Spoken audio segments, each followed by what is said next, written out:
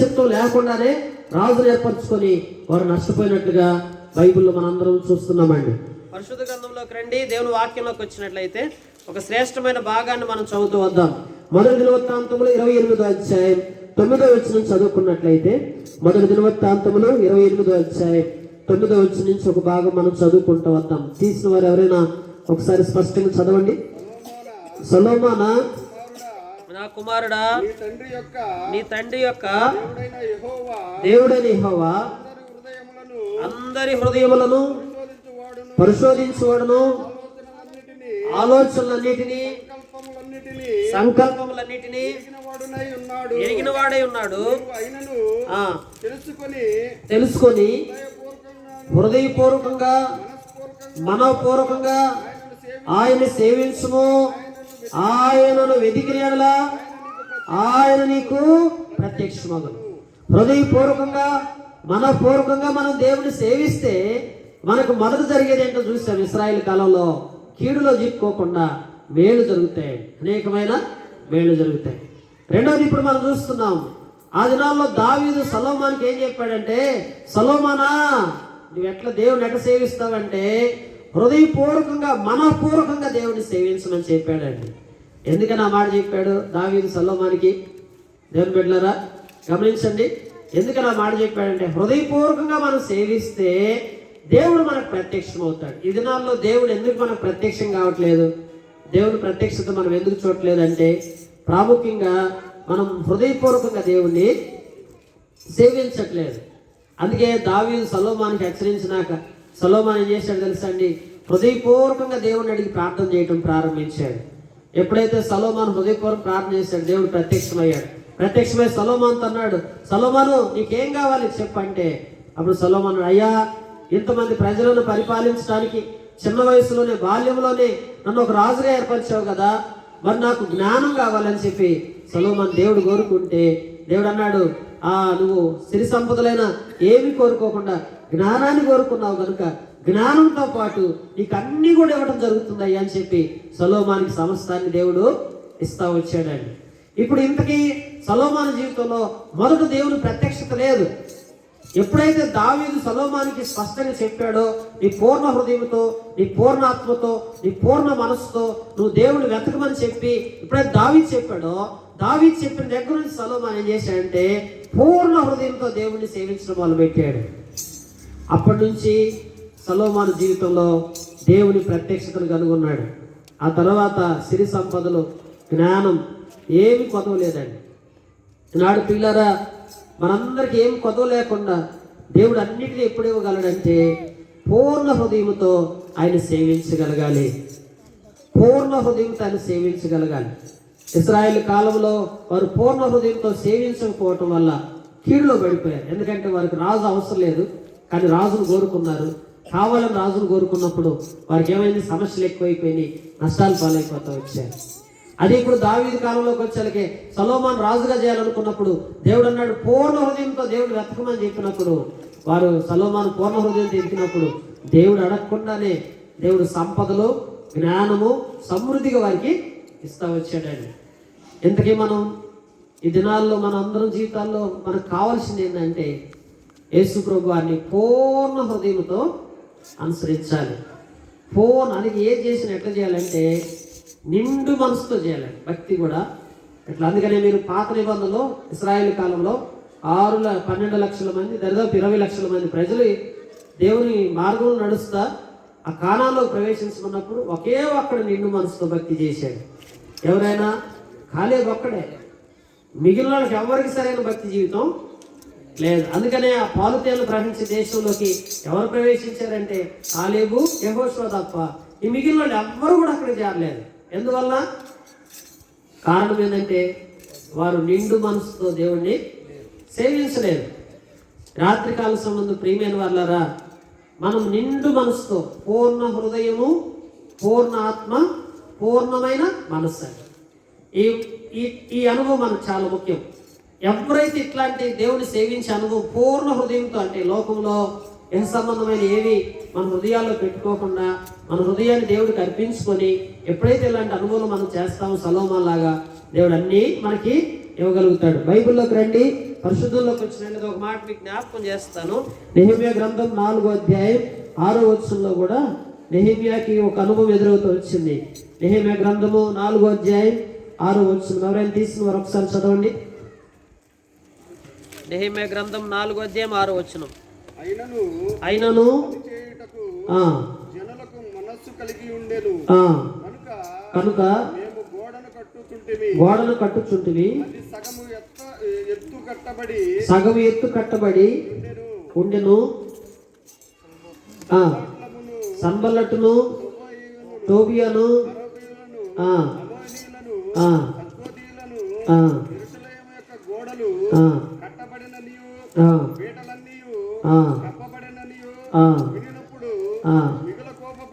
మిగులు కోప్పడి యుద్ధమునకు వచ్చి పని ఆటంకపరచవలనని వారందరూ కట్టుకట్టి మమ్మల్ని కలతపరచగా.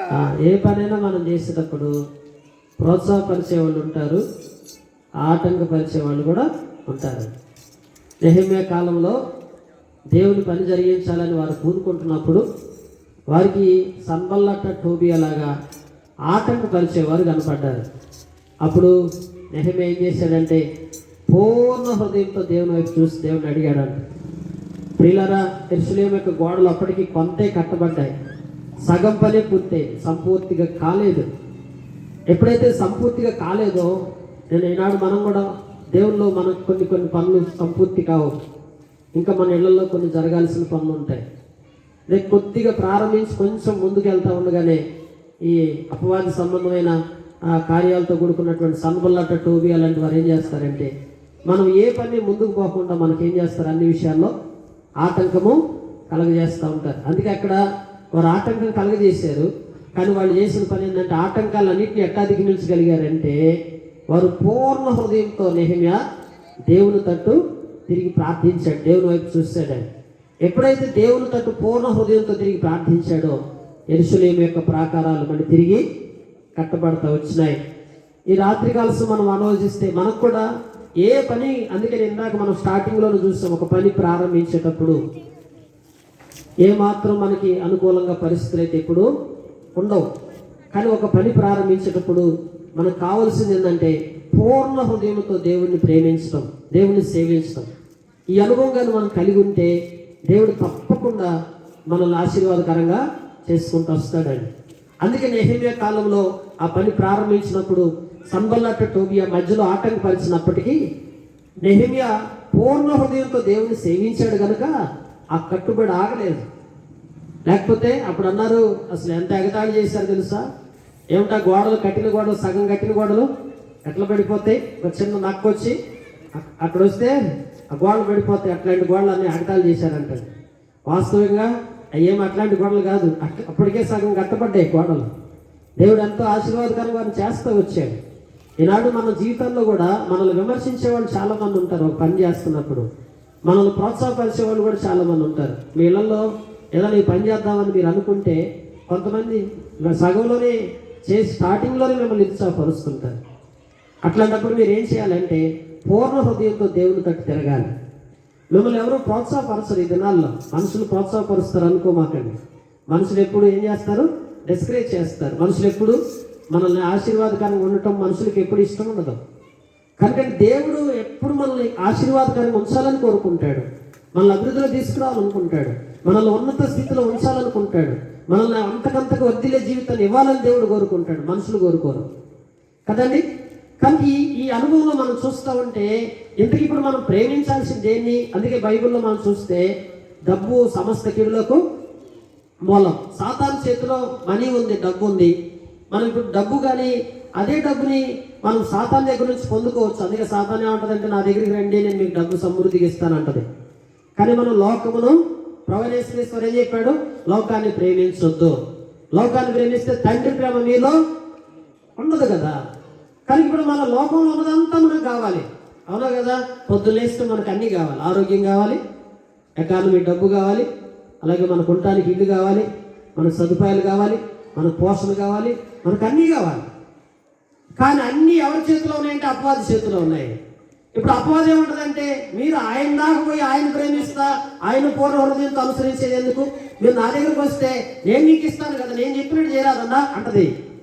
కానీ ఇక్కడ ఉన్న సత్యం ఏంటంటే, దేవుని బిడ్డలారా, మనం అపవాదిని ఆశ్రయించామంటే ఇప్పుడు ప్రస్తుతానికి మనకి ఆశ చూపించి చివరికి మనం ఏం చేస్తుందంటే దేవుని ప్రేమ నుంచి మనం దూరం చేస్తుందండి. దేవుని ప్రేమ నుంచి మనం దూరం చేస్తుంది. అందుకనే ఆజ్ఞలన్నింటిలో కల్లా ప్రధానమైన ఆజ్ఞ ఏంటంటే, అందరు చెప్పండి, నీవు నీ పూర్ణ హృదయంతోనూ, నీ పూర్ణ ఆత్మతోనూ, నీ పూర్ణ మనసుతోనూ నీ దేవుడైన యెహోవాని ప్రేమించాలి. నువ్వు దేవుని ప్రేమించాలి బాగా.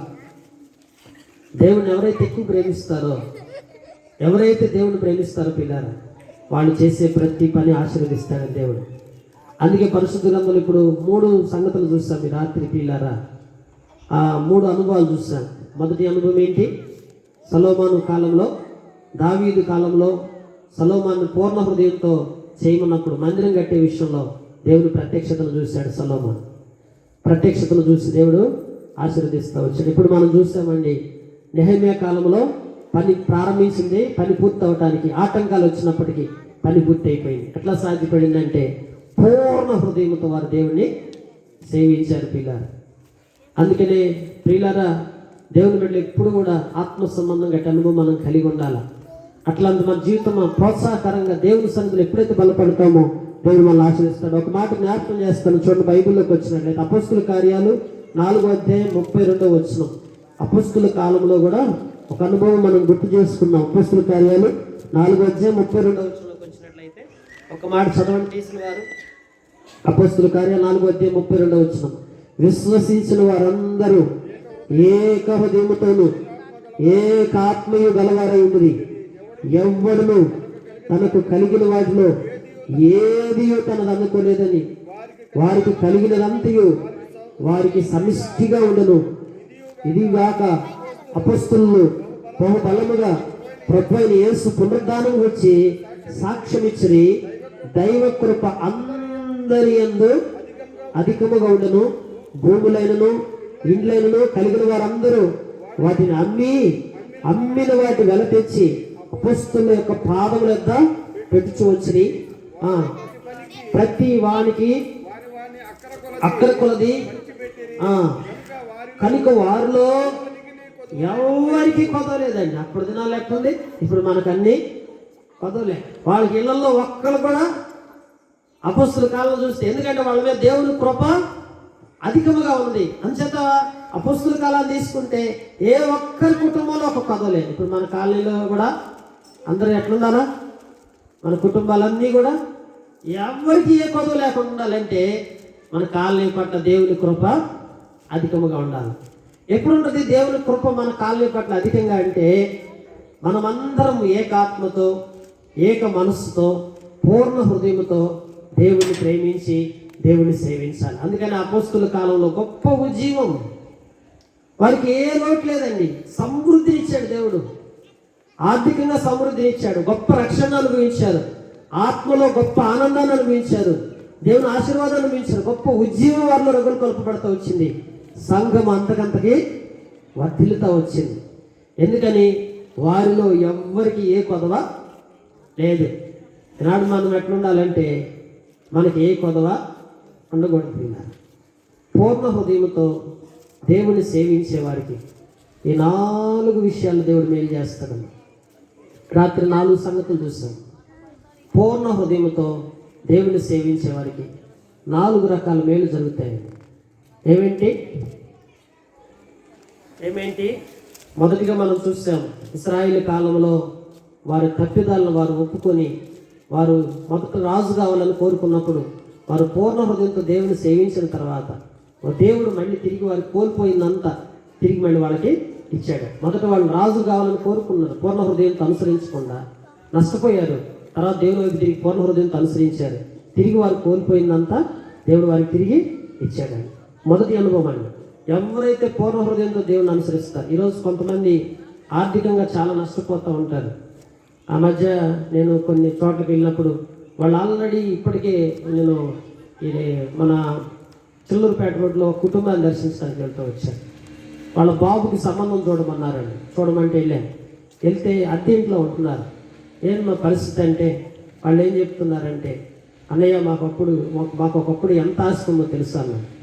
ఎంత ఆస్తి ఉందంటే 4 కోట్ల రూపాయల ఆస్తి ఉంది మాకన్నా.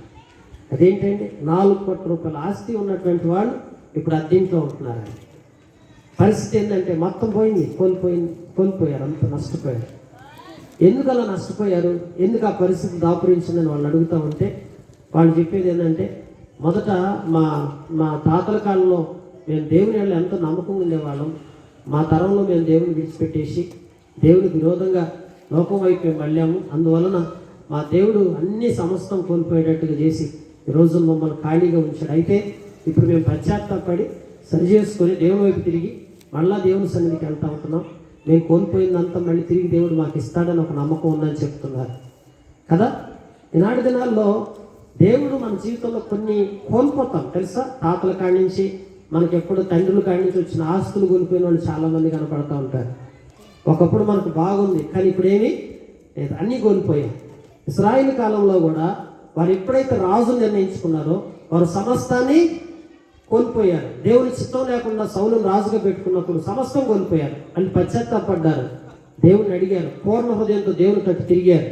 అప్పుడు దేవుడు అండి ఇశ్రాయేలుకి మళ్ళీ కోల్పోయిందంతా తిరిగి మరలా దేవుడు ఇస్తా వచ్చాడు. రాత్రి కాల సమయంలో పూర్ణ హృదయంతో దేవుడిని అనుసరిస్తే నీవేదైతే కోల్పోయావో, ఏదైతే నష్టపోయావో అది మళ్ళీ తిరిగి ప్రభు నీకు ఇవ్వగలుగుతాడు. మీరు లేఖనాల్లో గమనిస్తే నయోమి ఉందండి, ఎక్కడి నుంచి మోయాబు యోధా బెత్లెహేము నుంచి ఎక్కడికి వెళ్ళింది. బెత్లెహేము అంటే పేరేంటి, రొట్టెలీలు అండి, సమృద్ధితో కూడుకున్న స్థలం. కానీ సమృద్ధిని వదిలిపెట్టి ఎక్కడికి పోయింది, మోయాబు పోయింది. మోయాబు పోయిన సమస్తం కోల్పోయింది. కొడుకులు చచ్చిపోయారు, ఆస్తి లేదు, ఏమి లేవు, అన్నీ కోల్పోయిందండి, సమస్తం కోల్పోయింది. మళ్ళీ కొంతకాలం పోయిన తర్వాత మరి రూతు ద్వారా రియలైజేషన్ వచ్చింది, పశ్చాత్తాపం వచ్చింది, సరి చేసుకుని మళ్ళీ ఎప్పుడైతే దేవుని సన్నిధికి వచ్చారో మళ్ళీ కూడా దేవుని సన్నిధిలో కనిపెట్టుకొని దేవుని పూర్ణ హృదయంతో అనుసరించినప్పుడు, అందుకే అక్కడ అంటది మీరు చూడండి, నయోమి అనుసరించేటప్పుడు రూతు ఒక మాట చెప్తుంది, ఏమని తెలుసండి, నీ దేవుడే నా దేవుడు, నీ జనమే నా జనం, మరణం తప్ప నిన్ను నన్ను ఏది వేరు చేయలేదు. అంత పూర్ణ హృదయంతో రూతున్న దేవుని అనుసరించింది. నయోమి అనుసరించిందా మరి? నయోమి దేవుడు సరిగా అనుసరించలేదు, అందుకే సమస్తం కోల్పోయింది, ఉన్నది కూడా పోగొట్టుకుంది. దేవుని బిడ్డలారా, ఈరోజు మనందరి జీవితాల్లో ఇప్పుడున్న దానికంటే దేవుడు అధికమైన స్థితిలోకి దేవుడు మనల్ని తీసుకురాగలడు. మనం కోల్పోయిన దాన్ని తిరిగి మళ్ళీ దేవుడు ఇవ్వగలడు. ఎప్పుడు సాధ్యపడుతుంది? నీ పూర్ణ హృదయంతో, నీ పూర్ణాత్మతో, పూర్ణ మనస్సుతో నువ్వు దేవుణ్ణి సేవించు, ప్రేమించాలని, హత్తుకో. తప్పకుండా ఏదైతే కోల్పోయావో, ఏదైతే నష్టపోయావో అదంతా కూడా తిరిగి సమకూరుస్తాడు. దావీదు సమస్తమును సమకూర్చుకునేను. దావీదు జీవితంలో ఏవైతే కోల్పోయాడో అవన్నీ తిరిగి సమకూర్చుకున్నాడు. ఎట్లా సాధ్యమంటే దావీదు నా హృదయానుసారుడు. దేవుని హృదయాన్ని గుర్తిరిగి నడుచుకునే వారి జీవితాల్లో ఏవైతే కోల్పోయామో ఆ కోల్పోయినంత తిరిగి మళ్ళీ దేవుడు మనకి ఇస్తాడండి, తప్పకుండా ఇస్తాడు. రాత్రి ఈ హృదయం ఎట్లా ఉంది? దేవుని బిడ్డలారా, ఒకసారి ఆలోచించండి. పరిశుద్ధ గ్రంథంలో మనం చూస్తే ఇది మొదటి అనుభవం. రెండవది మనం చూస్తూ వచ్చాము, సొలొమోను కాలంలో దావీదు సొలొమోనుని హెచ్చరించాడు. ఏమంటే, సొలొమోనా, నువ్వు పూర్ణ హృదయంతో సేవించయ్యా దేవుని అన్నాడు. అప్పుడు నీకు దేవుడు ప్రత్యక్షమవుతాడు అన్నాడు. అప్పుడు దాకా సొలొమోను జీవితంలో ఏం తెలియదు, అసలు తెలివితేటలు, జ్ఞానం ఏమి లేదు.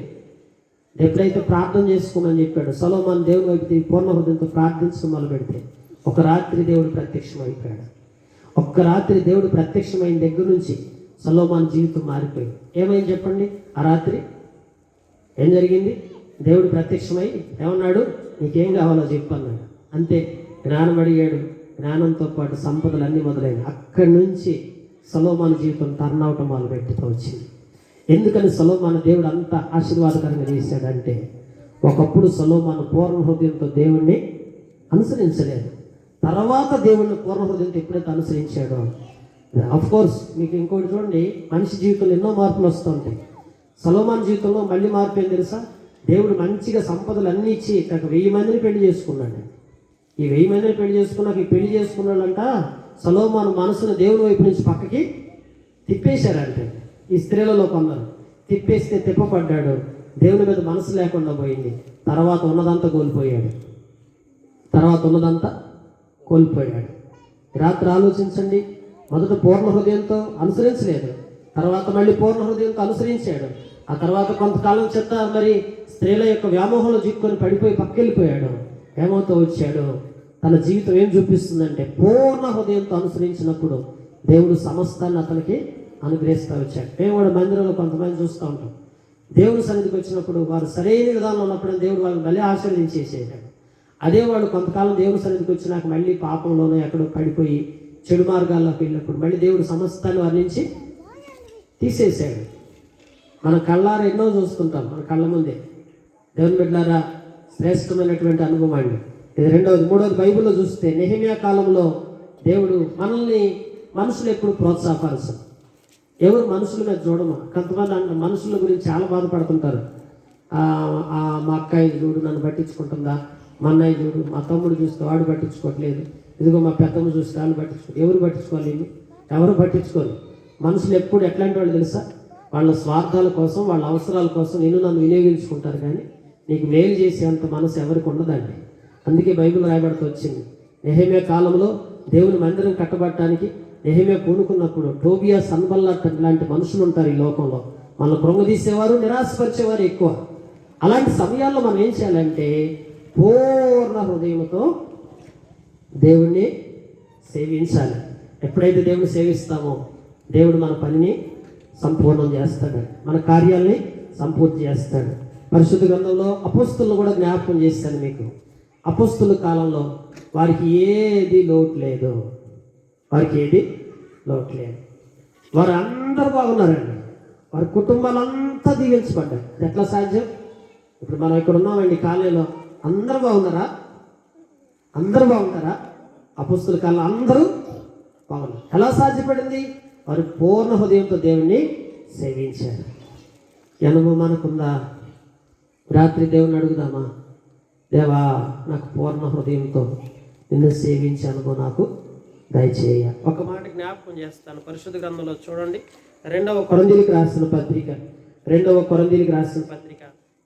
అధ్యాయం 10వ వచనంలో ఒకసారి చదవండి తీసేవారు. 2వ కొరింథీ 8వ అధ్యాయం 10వ వచనం. ఇందును గూర్చి నా తాత్పర్యం చెప్పుచున్నాను, సంవత్సరం క్రిందటనే ఈ కార్యం చేయటి అందే గాక చేయ తలపట్టుటి ఎందు కూడా మొదటి వారై ఉండిన మీకు మేలు. 9 నుంచి చదవన్నాను. ఇంకా మీరు మన ప్రభు అయిన యేసుక్రీస్తు కృపను ఎరుగుదురు కదా, ఆయన ధనవంతుడు. అందరూ చెప్పండి, ఆయన ధనవంతుడై ఉండి మీరు తన దారిద్ర్యం వలన ధనవంతులు కావాలని మీ నిమిత్తము దరిద్రుడైన. ఇందును గూర్చి నా తాత్పర్యము చెప్పుచున్నాను. తాత్పర్యం అర్థమైందా మనకి? ఏం తాత్పర్యం చెప్పండి సార్. మొత్తం ఇప్పుడు ఎంత చెప్పినా, వాక్యం అంతా చెప్పినా దీనిలో ఒక చిన్న తాత్పర్యం ఉంటుంది. ఏంటి తాత్పర్యం? మనం తెలుగు పుస్తకాలు చదువుకునేటప్పుడు మనకు అంత పద్యం అంతా చెప్పి చివరికి ఏమంటారు? దాని భావం ఇదని చెప్తారు, దాని అర్థం ఇది. అట్లానే వాక్యం అంతా మనం విన్న తర్వాత తాత్పర్యం తెలుసుకోవాలి. యేసు ప్రభు వారు చెప్పిన తాత్పర్యం ఏంటో తెలుసా? ఆయన ధనవంతుడై ఉండి మనల్ని ధనవంతులు చేయటం కోసం ఆయన దరిద్రుడయ్యాడు. ఇది ఆయన లోకానికి వచ్చింది అందుకోసమే, అంతేగాని నీవు నేను బాధలు పడాలని కాదు. కనుక ప్రభువు నన్ను విమోచించి, నిన్ను బలపరిచి, నీ అక్కర్లన్నీ తీర్చి, నీ సమస్యలు పరిష్కరించి, నీ కష్టాల్లో తోడుగా ఉండి నిన్ను అన్ని విధాలుగా వర్ధిల్లే విధంగా దేవుడు చేయాలని కోరుకున్నాడు. అందుకే ప్రభువు 2025 సంవత్సరాల క్రితం భూలోకానికి వచ్చున్నాడు. కనుక అయితే మనం చేయాల్సింది ఏంటంటే, మనం కార్యాన్ని అంటే పూర్ణ హృదయంతో ఆయన అనుసరించే వాళ్ళంలో మనం మొదటి వాళ్ళమైతే మేలు. అందుకే బైబిల్ ఒక మాట రాసింది, మొదటి వారు కడపటి వారు ఇదేందబ్బా. ఎప్పుడు అర్థం చేసుకున్నారా? ఒక్కొక్కళ్ళ ఆత్మీయతలో ఫస్ట్ ఉంటారని. అదేందో కానీ 2 ఏళ్ళు పోయేసరికి క్రమక్రమేణా వెనక్కిపోతారు. వెనకున్నోళ్ళు ముందుకు వస్తుంటారు, ముందున్నోళ్ళు లేదా ఈ స్పిరిచువల్ లైఫ్లో, ఆత్మీయ జీవితంలో కొంతమంది కొంతమంది ఎందుకో 4 ఏళ్ల క్రితం ఒక్కొక్కరు అంటారు. నేను మొన్న ఒక ఆమె దగ్గరికి వెళ్ళి, అన్నయ్య 10 ఏళ్ల క్రితం ఎట్ట చేసేదాన్ని తెలుసు భక్తి, ఇప్పుడేమైంది, పోయింది మొత్తం. అప్పుడు బాగుంది, అప్పుడు చాలా ఆత్మీయత, ఇప్పుడేమో సంపూర్ణంగా చల్లారిపోయింది. అప్పుడు మొదటిది, ఇప్పుడేమో ఆస్తికి వెళ్ళిపోయింది. అందుకే స్పిరిచువల్ లైఫ్లో ఆత్మీయ జీవితం ఎట్లా ఉంటుందంటే, మనం ఎప్పుడు, అందుకే అపోస్తులైన పౌలు అంటాడు, నేను పందెపు రంగంలో ఉన్నా, నేను ఎప్పుడు మొదటివాడిగా ఉండాలని కోరుకుంటున్నాను అన్నాడు. దేవుని ప్రజలండి ఆత్మీయతలో మొదటివాడిగా ఉంటే మంచిదండి, అది మనకు మేలు. అందుకే అక్కడ పరిశుద్ధం రాశాడు, నేను ఒక కార్యాన్ని ప్రారంభించాలనుకున్నప్పుడు నేనే మొదటి దానికి ఉండాలనుకుంటున్నాను అంటాను. అంటే పూర్ణ హృదయంతో దేవుని సేవించే విషయంలో ఎవరైతే మొదటి వారుగా ఉంటారో వారిని దేవుడు తప్పక దీవిస్తూ వస్తాడు. అందుకే రూతు ఆ దినాల్లో ఏముంది, అక్కడ పరిస్థితులు అన్నీ క్లోజ్ అయిపోయినాయి, పరిగెరుకుంటానికి పోయింది పొలానికి. కానీ దేవుడు ఏం చేశాడు, పొలమే ఇచ్చాడు. ఏకంగా పొలం ఉన్న భర్తను తీసుకొచ్చాడు రూతు జీవితంలోకి. నయోమి కష్టాలని తీరిపోయేటట్టు చేశాడు. అది ఎట్లా సాధ్యపడింది, దేవుడి ద్వారాలు తెలిసాడు. దేవుడు కార్యాలు చేయడం ప్రారంభించాడు, దేవుడు అద్భుతాలు చేయడం ప్రారంభించాడు. దేవుడు మహిమ కొరకై వారిని ఏర్పరచుకోవడానికి ప్రయత్నం చేస్తూ వచ్చాడు.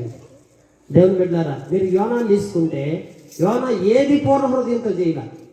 దేవుడు అన్నాడు, ఎక్కడికి పోమన్నాడు, నినివేకి పోమన్నాడు. నినివేకి పోమంటే నినివేకి పోవటమే ఇష్టం లేదు ఆయనకు అసలు. అదండి, బలవంతంగా తీసుకెళ్లి చేప కడుపులో పడేసి 3 రోజులు చేప కడుపులో తర్వాత తీసుకొచ్చి ఆ నినివే పడేసి అక్కడ సువార్త చెప్పండి. ఇప్పుడు కూడా పూర్ణ హృదయం లేదు. దేవుడు ఏమంటున్నాడు, నేను చేయనంటే చేయను, బలవంతంగా చేస్తున్నాడు. భక్తి ఎప్పుడు బలవంతంగా, మీరు ఎవరైనా బలవంతంగా భక్తి అయితే పొద్దున్న లేచి ప్రార్థన చేసి ఎందుకు వచ్చిన బాధ అని చేసుకోవద్దు, ఇష్టపూర్వకంగా చేయండి. సన్నిధికి వస్తుంటున్నారా, ఇష్టపూర్వకంగా రండి. బైబిల్ చదువుతున్నారా, ఇష్టపూర్వకంగా చేయండి. హృదయపూర్వకంగా చేసి చూడు, ఏదైనా సరే మనపూర్వకంగా చేసి చూడు. అందుకని విరిగిన మనసు ఆయనకి ఇష్టమైన బలి అండి. హృదయపూర్వకంగా చేసేవారు ఆయనకి కావాలి. ఎవరైతే హృదయపూర్వకంగా ఆయన అనుసరిస్తారో, హృదయపూర్వకంగా ఆయన ప్రేమిస్తారో దేవుడు వారికి ఈ 4 రకాలైనటువంటి మేళ్ళు చేస్తూ వస్తాడు. రాత్రి ప్రభు దగ్గర ప్రార్థిద్దామా, ప్రభువా నేను ఇక నుంచి పూర్ణ హృదయంతో నేను అనుసరిస్తానయ్యా, నాకు నీవు సహాయం చేయవా అని హృదయపూర్వకంగా దేవుడిని అడిగి అటు రీతిగా మనం మేళ్ళు అనుభవించలాగిన దేవుడి మాటలు దీవించి మన గ్రహింపులు తీసుకొచ్చి మనకు సహాయం చేయగాక. ఆమె మోకరించండి, ప్రార్థన చేసుకుంటూ వస్తున్నాం. పరిశుద్ధుడా, ప్రేమ స్వరూపుడు తండ్రి, సర్వాధికారం కలిగిన దేవా, మహోన్నతుడైన మా ప్రభువా, రాత్రికాల సమయం దేవా, శ్రేష్టమైనటువంటి భాగం ద్వారా మీరు మాతో మాట్లాడినందుకు స్తోత్రాలయ్యా. దేవా, ఏదైనా కార్యము నాయన, మరి సంవత్సరం క్రితమే నేను ఈ కార్యాన్ని మీ ఎడల జరిగించుటకు నేను పూనుకొని ఉన్నాను. అయితే మీరు మొదటి వారిగా ఉంటే ఆ కార్యాన్ని నేను జరిగిస్తానని పూర్ణ హృదయంతో నన్ను అనుసరించట్లో మీరు మొదటి వారిగా ఉంటే మీ పట్ల కార్యాలు ఎప్పుడైనా జరిగించడానికి నేను సిద్ధంగా ఉన్నానని ఈరోజు లేఖనాల ద్వారా మీరు మాతో మాట్లాడినందుకు స్తోత్రం తండ్రి. పరిశుద్ధ గ్రంథంలో నాయన లేఖన భాగనాల ద్వారా మా యొక్క హృదయాల్లో ఎత్తబడిన ప్రతి మాటను ఫలిపులో తీసుకురండి అయ్యా. ప్రతి వాక్యమును మా హృదయాల్లో నాటండి అయ్యా, సహాయం దయచేయండి తండ్రి. మీరు కృపగల దేవుడు, కనికరము గల దేవుడు, జాలి గల దేవుడు అయ్యా. ఇశ్రాయేలు నాడు నాయన వారు రాజుని ఎన్నుకున్నారయ్యా. పూర్ణ హృదయంతో మిమ్మల్ని సేవించకుండానే మాకు రాజు కావాల్సిందే అని దైవజనుడు సమూయేలు దగ్గర పట్టుబట్టు మరి సౌలును రాజుగా ఉంచమని కోరుకున్నప్పుడు అయ్యో వారి జీవితాల్లో ఎంత నష్టపోయారు తండ్రి. అయ్యా, మరలా వారు పూర్ణ హృదయంతో నీ తట్టు తిరిగి నీ వైపు మళ్ళుకొని మరలా ప్రార్థించినప్పుడు దేవా, వారు నష్టపోయిందంతా మళ్ళీ తిరిగి వారికి ఇచ్చావయ్యా. ఈనాడునైనా యొక్క కాలనీలో నిబిడలు ఎందరైతే వారు కలిగి ఉన్న దాన్ని నష్టపోయినారో, నష్టపోయినదంతా మళ్ళీ తిరిగి దయచేయండి అయ్యా. ఇశ్రాయేలు అనుసరించినట్లుగా పూర్ణ హృదయంతో నేను అనుసరించే మనసు దయచేయండి తండ్రి. రాత్రి నీ సన్నిధిలో ప్రార్థిస్తున్నాను. సొలొమోను మొదట ప్రారంభంలో పూర్ణ హృదయంతో మిమ్మల్ని అనుసరించలేకపోయాడు. దావీదు ఒక రోజు హెచ్చరించాడు, నా కుమారుడా సొలొమోనా, పూర్ణ హృదయంతో దేవుని సేవించయ్యా, ప్రత్యక్షతను చూస్తావని హెచ్చరించాడు.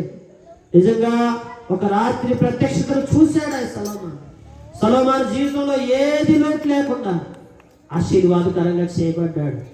రాత్రి తండ్రి నీ బిడ్డలకు నీ ప్రత్యక్షత దయచేయండి అయ్యా. ఎవరైతే నీ ప్రత్యక్షత కోల్పోయారో, ఎవరైతే ప్రభా నీ ప్రత్యక్షతను అనుభవించలేని స్థితిలో ఉన్నారో ఒక్కొక్కరిని మీరు దర్శించండి అయ్యా.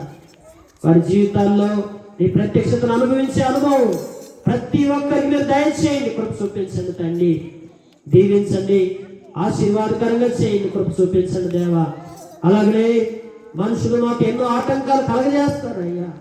నెహెమ్యా కాలంలో సంబల్లట్టు టోబియా లాంటి వారు నెహెమ్యాకి ఎంతో ఆటంకం కలగజేశారు తండ్రి. కానీ ఆ పని ఆగలేదయ్యా. ఈనాడు మా జీవితాల్లో కూడా మేము ఆశీర్వదించబడకుండా, అభివృద్ధి చెందకుండా, మేము ఫలించకుండా మమ్మల్ని అడ్డుకునేవారు, ఎన్నో రకాలుగా మాకు ఆటంకం కలగజేసేవారు లోకంలో ఎందరున్నప్పటికీ దేవా, పూర్ణ హృదయంతో మిమ్మల్ని సేవించినట్లయితే దేవా మమ్మల్ని ఆశీర్వదించే దేవుడు నందు స్తోత్రాలు. బిడ్డలను మీరు బలపరచండి, సహాయం దయచేయండి, కృప చూపించండి తండ్రి. అపొస్తలుల కాలంలో ఆనాటి ప్రజలు కుటుంబాల జీవితాల్లో చూసినప్పుడు వారికి ఏది కొదవలేదయ్యా. ఈ కాలనీలో బిడ్డలకి ఏది కొదవ లేకుండా సహాయం దయచేయండి తండ్రి. దీవించండి, ఆశీర్వదించండి అయ్యా. గొప్ప రక్షణ వారికి కలుగ చేయండి. నిజమైన మారు మనసు రక్షణ అనుభవం దయచేయండి నాయన. సంతోషము దయచేయండి, సమాధానం దయచేయండి, ఆశీర్వాదాన్ని దయచేయండి, తాత్పర్యం తెలుసుకున్నట్టుకు సహాయం దయచేయండి అయ్యా. దేవా లేఖనాలు మేము చూస్తూ వచ్చినప్పుడు మమ్మల్ని ఐశ్వర్యవంతులుగా చేయుటకు మీరు దారిద్ర్యాన్ని అనుభవించి మమ్మల్ని అయ్యా. మొదటగా మీరు ఐశ్వర్యవంతులైనప్పటికీ తండ్రి మీరు దారిద్ర్యం అనుభవించి మమ్మల్ని ఐశ్వర్యవంతులుగా చేయాలని మా జీవితాల్లో మీరు మమ్మల్ని ఇష్టపడిన దేవుడు ఎందుకు స్తోత్రాలు అయినా. రాత్రి కాల సమయం ఇక్కడ కూడా వచ్చిన ప్రతి ఒక్కరి జీవితాల్లో ఈ తాత్పర్యం గుర్తెరిగిన ఆయన మీలో ఫలించే అనుభవం మీరు తీసుకురండి, సహాయం దయచేయండి తండ్రి. కూడా వచ్చిన ప్రతి ఒక్కరిని దీవించండి అయ్యా. ఇక్కడున్న కుటుంబాలంతటినీ ఆశీర్వదించండి దేవా. రక్షణ లేని వారికి రక్షణ దయచేయండి, కొదవులతో ఉన్న వారికి కొదవులు మీరు తీర్చండి, అనారోగ్యాలతో వారు అక్కర్లు మీరు తీరుస్తురండి, సహాయం దయచేయండి అయ్యా. నీకే మహిమ ఘనత స్తుతి ప్రభావాలు ఆరోపించుకుంటూ యేసు నామం పేరిట అతి వినయంతో ప్రార్థించి వేడుకొనిస్తున్నాం తండ్రి, ఆమేన్. మన తండ్రి దేవుని ప్రేమయు కుమారుడు యేసుక్రీస్తు ప్రభువు కృపయు పరిశుద్ధాత్మ కన్నుల సహవాసము సదాకాలం మనందరికీ తోడై నడిపించునుగాక, ఆమేన్. జగమిప్పుడే మన నోట వంచన లేకుండా మనం తీర్మానించేదమిప్పుడే, మన నోట వంచన లేకుండా మరుగైన పాపములన్నిటి, మరుగైన పాపములన్నిటి హృదయము నుండి తొలగించేదా, హృదయము నుండి తొలగించేదం. ఈ వెన్నాళ్ళు రెండు తలంపులతో కుంటి కుంటి నడచేదవివు, నీ వెన్నాళ్ళు రెండు తలంపులతో కుంటి కుంటి నడచేదవివు. యెహోవాయే నీ దేవుడా, లేక వేరే దేవతలున్నారా? యెహోవాయే నీ దేవుడా, లేక వేరే దేవతలున్నారా? నీవెన్నాళ్ళు రెండు తలంపులతో కుంటి కుంటి నడచేదవివు, నీవెన్నాళ్ళు రెండు తలంపులతో కుంటి కుంటి నడచేదవివు. అందరికీ వందనాలు. అందరికీ